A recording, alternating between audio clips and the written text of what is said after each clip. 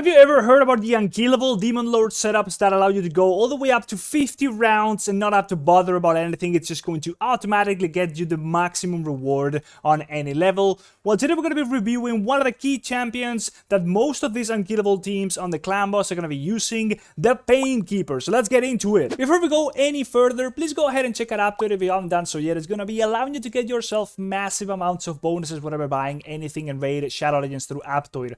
Right, so just as you are buying a pack normally and regularly, you're going to be able to get a massive bonus that can go from extra 10% of your amount of money you're spending all the way up to extra 35% of that much money. And the good thing about this whole thing is that once you have enough of the bonuses, you're going to be able to use them to make the payments for you instead of actually using your real money, right? So you are saving up in further purchases in the future. We'll talk more about this whole thing at the end of the video. For now, let's keep going. So here's my Painkeeper. She is of the Void affinity. She's a rare champion from the Dark Elves faction. Not that easy to get, being a Void affinity champion, right? She doesn't come that often out of literally anything, but we do have her, right? We do have at least one copy over here, right? So why is she so damn powerful? If you want to join my team in Raid Shadow Legends, click the link in the description to get a free Narma as well as Anax, Uugo, and Mausoleum Mage as you progress through the game. Here's what you need to do. First of all, log out of Plarium Play on PC and uninstall. Then click the link in the description and register a brand new email. Launch Raid and complete the tutorial, and then go to your inbox and claim your first champ. Don't miss out on your chance to get a fresh start in Raid with a free Narma and 3 epic champs.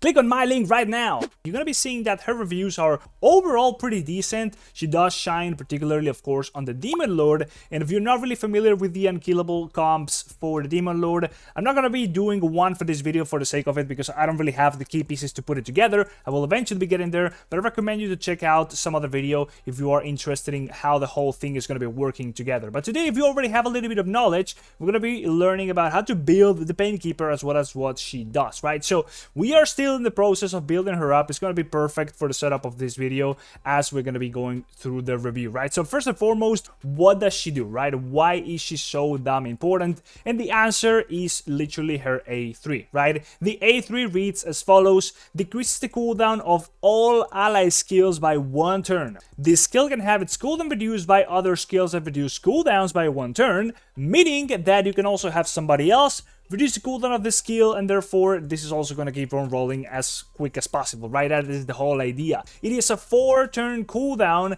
assuming, of course, I think it does go down as you put the books into it, right? Because it would otherwise be a 1-turn cooldown skill. There is no damn way that's actually happening, right? So it is a 4-turn cooldown skill. And I did have to double check that because it's originally 7 turns, so there we go. It is 4 turns once it's fully booked up, right? So the whole idea of this character in particular, this champion, is to be as quick as possible so we can keep getting back to the A3, so we can also reduce the cooldown on other key champions' skills. That is why it's a key component in the Unkillable Clan Boss setups, but on its own, it's really not going to be getting you anywhere, right? She's a decent champion, she's HP based, it's going to be doing some decent damage. Let's check out the A2 over here. It's an AoE attack, which is going to be healing all allies by 15% of his champion's max HP. She's HP based, although she does have some weird scalings because she does scale off of HP and attack. And let me tell you, these scalings are not the greatest. The A2 over here, what is it? It scales of 0.12 on the HP, and then it's like a 2 times the attack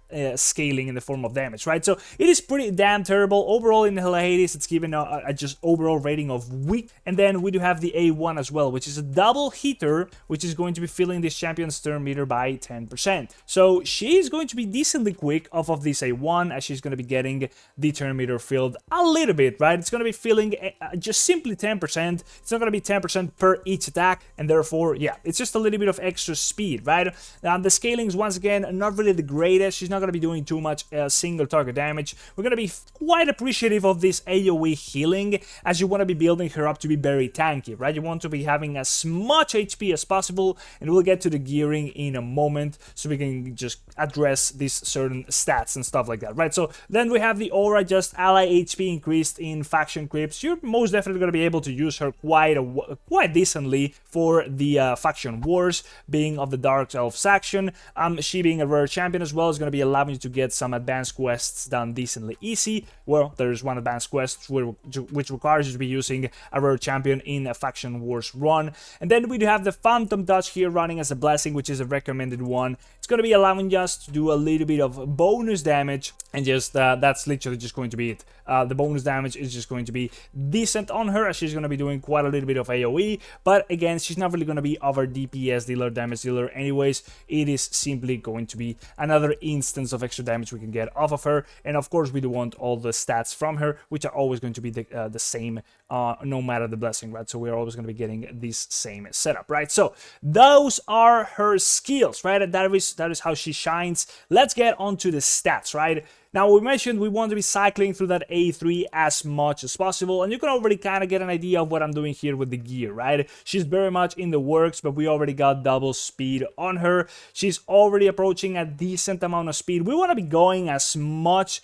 as possible, but don't get me wrong, it's not a matter of going to 300, 400 speed. We don't want to be reaching levels that are just insane. We want to be getting things to just about the right spot. And knowing what the right spot is going to be is not going to be that easy, right? There is going to be a certain speed tuning, which basically means a certain number of speed, which is going to be between 250, 254, something like that, depending on the composition you're running, where you want to be having her exactly at that point. It's going to be a very high amount of speed, but to know the exact number, there is going to be a website, which is this one over here, Deadwood Jedi. You want to be checking this out if you're approaching any sort of unkillable build, you're trying to set it up, right? So over here you got speed tunes, and then you got the unkillable team list. So over here you'll be able to try and find something that might work for you. For example, let's just say we gotta go for a budget. Let's check out this. I haven't really checked out this website too much because I'm nowhere near close to being able to set up something like this for myself, right? So there we go. This is a team that's gonna be working for exactly, there we go. So it is for the clan boss. Ultra Nightmare, you're going to be maxing it out in 3 keys. It's easy to set up. It's an unkillable kind of setup for all affinities, and these are the requirements. In this setup in particular, you're going to be needing 2 Painkeepers with exactly this amount of speed.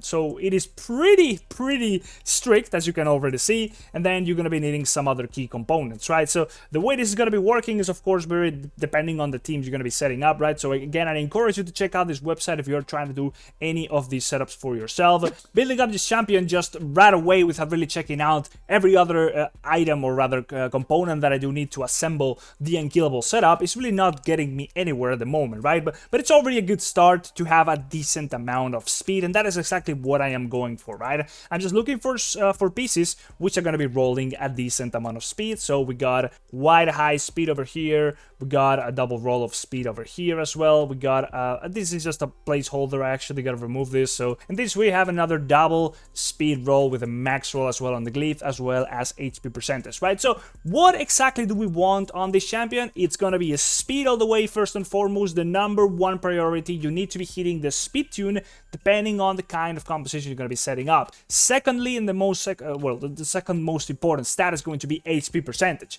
She's an HP champion, which is going to be scaling off of HP, and you do want to get her as beefy as possible for this heal, right? It's going to be just contributing first and foremost to herself not dying, and secondly to how much agility she's gonna be able to bring to the table. So if you're able to put her onto something like 70 to 80,000 HP, that is going to be insane. Now, third and foremost is going to also be the defense percentage, right? You want to be having her live for as long as possible, and the defense percentage is going to be doing exactly just that, allowing her to be tanky, stay in the fight, and not die, not be an issue, and straight up just not be taking any resurrections, and therefore just she being able to do the job of using her A3s as often as possible, right? Back to back to back, we're going to be able to make the unkillable team be just properly finally working, right? Now, after that, the whole thing is done. Once the unkillable setup is assembled, in the clan boss setup, she's not going to be dying and nobody else is going to be dying, right? Because the idea is to always be having an unkillable buff up. And therefore, at that point, defense is really kind of irrelevant. But as you are getting there, it's just quite nice to at least have a decent amount of defense. And that also allows you to be able to use her outside of just the unkillable setup, right? If you want to be using her on the faction wars, you will still need to be having a decent amount of defense just so she doesn't die.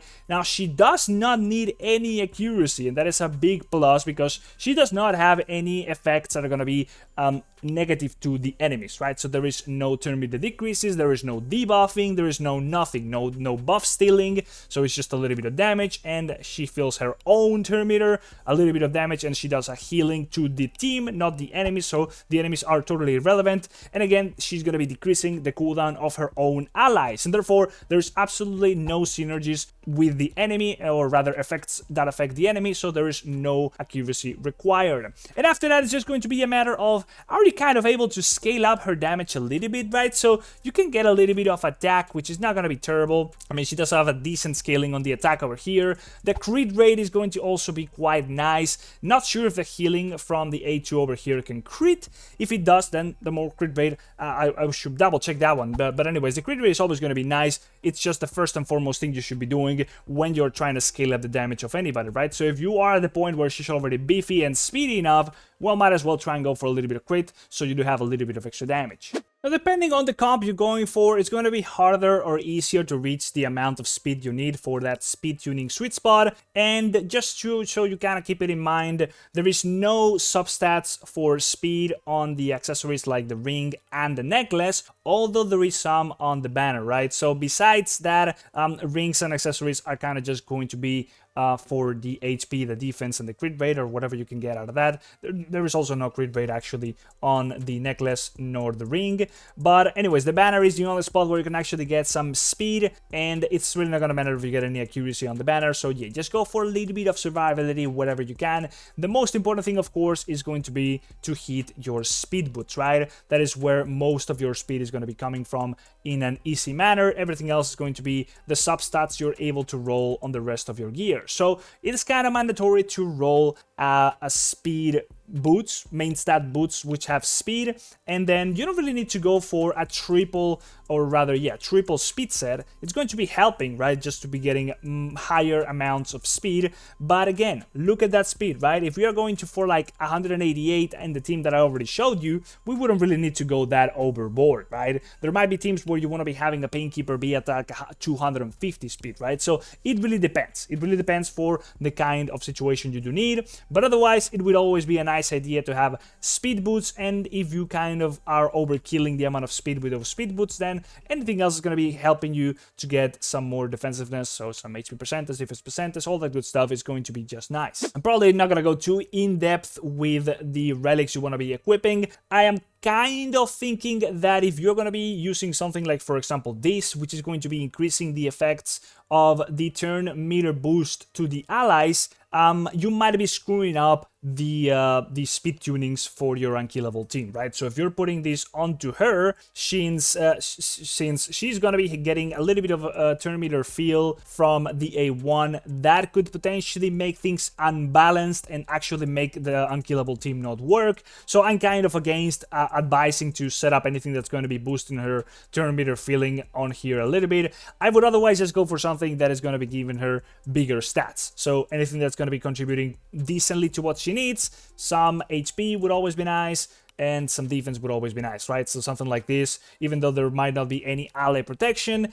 you're just going for some stats over here, and if you are in the meantime able to get some extra benefits, like for example something like this, which is going to be getting less damage taken under any debuffs, okay, sure, whatever, that could definitely be decent. So yeah, might as well equip it on her. But yeah, she doesn't really require any crazy relics to work, as she's usually going to be put in a situation which is very specific, and the setup she needs to be following is going to be quite restrictive. Now let's go and check out her masteries for a clan boss setup, which is mainly where she's kind of supposed to be used, right? So first and foremost, we're going to be going for the offense side, just a little bit of extra damage, which is going to be quite always decent, right? So we're going to be going down this path, which I'm honestly just using what literally everybody else is going to be using on this setup, and we'll be ending up going for the War Master. Now there's going to be a different option over here real quick, which we'll check out in a moment after, well, we'll get to this point, right? So we can either go for increased damage here when attacking with 50% HP or less, which is more often what's going to be happening as you're going to be in an unkillable team, and therefore this is going to be triggering